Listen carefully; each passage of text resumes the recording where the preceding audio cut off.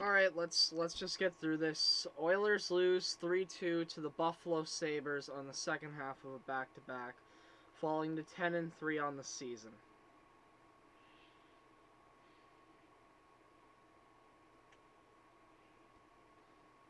I know second half of a back-to-back. I know Stuart Skinner and net. For the love of God, you just lost to the Buffalo Sabres and let Dustin Tokarski become your father. I'm not kidding when I say that, by the way. The next time Edmonton plays Buffalo, refer to him as dad. That's what he did tonight. That, like, what other way can I put it? Why is it always the bad third string goalies that do stuff like this to us? Michael Hutchinson got a shutout against this team last year, and Dustin Tokarski looked like Dominic Hasek on steroids.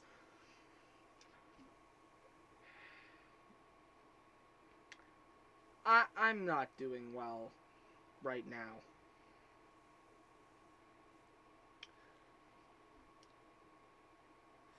Fuck. The first period was boring as all hell. I mean, let's just be honest here. It was a very boring period. Not a lot to talk about at all. Just forgot to start something here. There were two goals that were taken away for different reasons. Darnell Nurse had a wrist shot that went off the back of Dustin Tokarski, and that it never crossed the line, so it got called back. And then because of one of the most blatant high sticks I've ever seen in watching any game of hockey ever, a goal is called back for the Sabres. I think Ruotsalainen, whatever his name is, scored it, and we go into the second 0-0 because why not? Also, a trend leading up to this point as well is that the Oilers' power play went to 0-7 over their last three games, and thank God they would find a way to turn that around. But not before they give up the first goal of the game. In the second period, a loose puck leads to an Anders Bjork breakaway. Do you know who Anders Bjork is? I don't. I don't remember him. I normally know, like, weird under the radar players like that. I don't know who Anders Bjork is. Bjork scores on the breakaway. It's 1-0. Oh, sorry, I just remembered who Bjork was, by the way. He was the throw-in in the Taylor Hall trade. He was the body that went back in that Taylor Hall trade. I remember him now. It's 1-0 Buffalo. The power play gets a fourth crack at it when Jacob Bryson takes a tripping call. Nice play by Nuge to feed it down to JP behind the net. He gives it to Draisaitl. He shoots it on. It gets blocked. Rebound. Backhander 1-1. You could see Draisaitl directing play there. Draisaitl continues to do one thing in life, and that's score goals. And great play by the Oilers. And just like that, tie game. Optimism. Then we have a penalty parade. Darnell Nurse takes a holding call, followed by a Colin Miller slashing penalty. And then on that power play opportunity, Dry's pinned in up against the left boards, has a backhand pass over to Connor McDavid. Connor McDavid walks in, feeds it over to Leon Draisaitl. Draisaitl whacks it in. That is his second goal of the game. That's McDavid getting a point to continue his point streak, and it's 2-1. And honestly, if they win this game, I'm talking a lot more optimistically about that goal because it was a great goal. But they lose. The team screwed it up, so they don't get that praise. They don't get that positive talk. They get this guy who's really just not happy with how his team has done this week.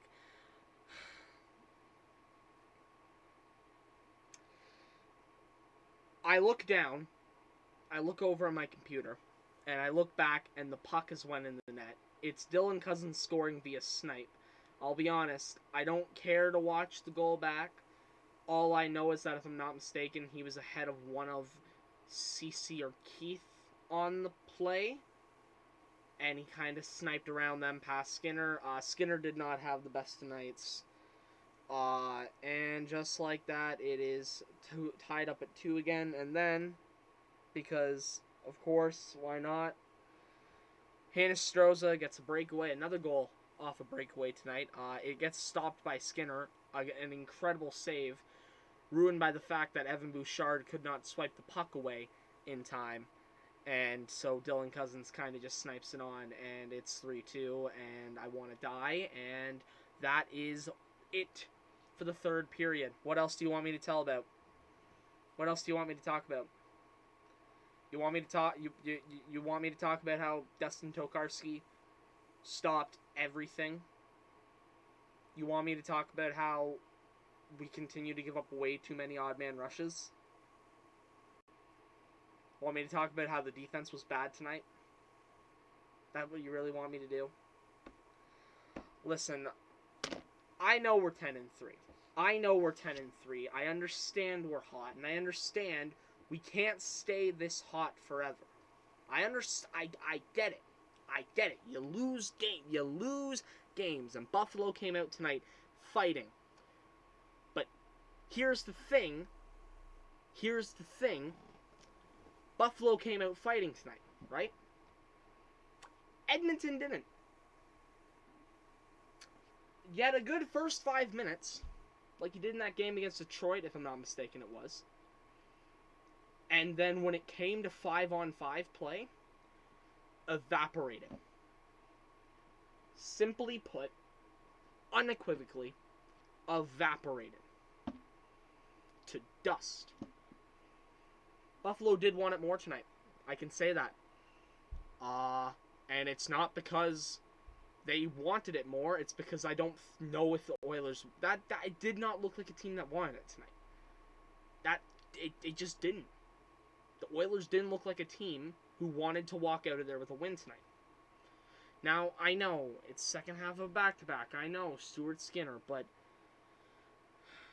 it's Buffalo. I know they're starting off well. Look at their roster. Name me 3 players on that team. And I know the 3 you've named, because they're the 3 I'd be able to name. Dahlin, Olofsson, and Cousins. Those are the 3 guys on the Sabres I can name. One of those guys was out. Olofsson was out tonight. They were missing 4 other players on top of him. We weren't just playing the Buffalo Sabres, which should be a win in itself. We were playing a somewhat discombobulated Buffalo Sabres. A Sabres team that didn't even have every piece in play. And you do that. Great story for Dustin Tokarski. Stopping everything we had to throw at him.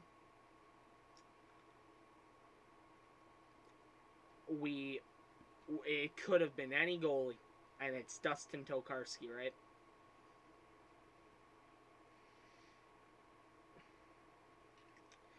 Oilers finally outshoot a team 35-23. 8-6 are the hits. Power plays 2 for 6. It finally got on the board. Buffalo's is 0 for 3. Edmonton got 2 goals out of Drive, 2 assists out of Nuge, an assist out of JP and McDavid. No one else scored points, and because there wasn't any hits, nothing notable. I don't really see a guy who deserves a ton of praise. You know what? I'm not going to write it down, but Hyman. I'll just say Hyman. Oh, no, actually, wait. He's the one that rifled the shot with the open net in this, like, over. Ryan McLeod, screw it. I don't care. He gets harped on sometimes because he doesn't play physically enough. You know, you'll hear the commentators talk about it the whole game. Oh, he's not physical enough to play. The kid played great. There was a reason he was out there late in the game. He was picking off passes. He was making things happen. He played well. You know what? He gets the praise. Tyler Benson too. I really hope that now, with Turris out of the lineup looking like a non-option at most points, and with Cassian out for a while, I want to see them continue to play up. Buffalo had 2 goals out of Cousins, a goal out of Bjork, an assist out of Pissick, Hino Stroza and Kagula. Dustin Tokarski stopped 33 out of 35. And Stuart Skinner stopped 20 out of 23. Things we learned tonight. All right? Things we learned tonight. Things that we have learned on this very night. First things first, that third line without Zach Kassian has looked weak. It's looked really weak. Warren Foegele has played phenomenally. Do not get it twisted. He goes in there. He wins puck battles. He does all the right things. But remember when that line was scoring goals? Remember that stretch where you could rely on them for a goal every game? Remember when they looked like a true threat and you were never really... I didn't really see a point tonight where that line looked like a true threat. Which brings me into my second point of contention here. The second thing I think we can take away from tonight, and the second thing, I think it's just the second thing I'm gonna take away from tonight. Listen, Brandon Pierlini's a great story. He comes back over, he scores 6 goals in the preseason. Great, right? Give him a shot. I didn't think he was playing all that well in the games he's played in this year. And he got given a chance tonight to move up the lineup to show what he could do. And he didn't capitalize. When Zach Kassian comes back, if Brandon Pierlini plays over Tyler Benson as the main guy, especially after how well Benson's played, a lot of reasons to get mad. Like, Benson has proved he deserves that shot, and Pierlini has proved he's just not good enough in that role. He's just not that good. He's not, he's just not caliber of this roster at the moment. So, sit him down. Bring Benson in full time. Number 3. The defensive pairs need a shake-up. Nurse Bouchard works fine. Bouchard had the bad play tonight where he could not get the puck away. That is the exact type of thing that will, with a young player, get Dave Tippett to overreact and move Bouchard down to the third pair. I hope he doesn't. That's not the line. I think that's a problem. Duncan Keith, Cody Ceci did not play well tonight as a pairing. Tyson Bay, I cannot believe I'm saying this, right? Give Keith and Barry a shot. Oh my god. Listen, I try not to harp on it too much, but I just said out of my mouth, spoke words out of my mouth, saying that I thought that we should give Keith and Barry a try as our second defensive pair. We live in that world, folks, but honestly, I think we need to try something. And unless you want to put Barry back up there with Nurse and then Keith Bouchard, maybe that would work. But then you're not giving Bouchard the time I think he deserves and the time I think that he's earned. Cody Ceci needs to move down to the third pair for a while. Maybe not even for long. Maybe it's a situation like with Yamamoto where he gets docked down the line, but then, it's going to look better if we flip it back, and then it flips back. But Ceci, I think we need to move down a pair. He had such a great game last night, and tonight he followed it up with not as good of a game. Him and Keith really weren't that on. And the final thing I think we can take away from this game is Stuart Skinner is not ready. He's not. There was a bit of question whether he would be or not, and he had a good game against Detroit, even in losing. Tonight, I think he kind of showed he wasn't ready. He didn't have the best of games. It wasn't the worst, but, it wasn't really that good. You can't say, he had some great saves, but he also had some really rough moments tonight. I think that, Mikko Koskinen's going to go back in against St. Louis on Sunday, and we're going to go from there. But you're hoping Skinner gets sent back down to the AHL where you can kind of tear apart that league, and Mike Smith can come back. He's been out for almost a month now. He's got to come back soon.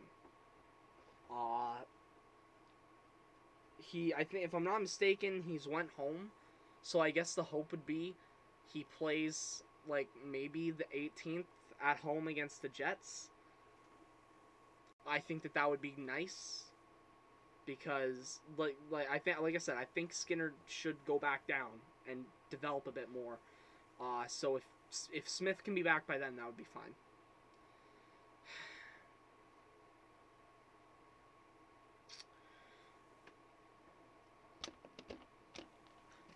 This night was unfortunate. What did you think of the Oilers losing to the Buffalo Sabres?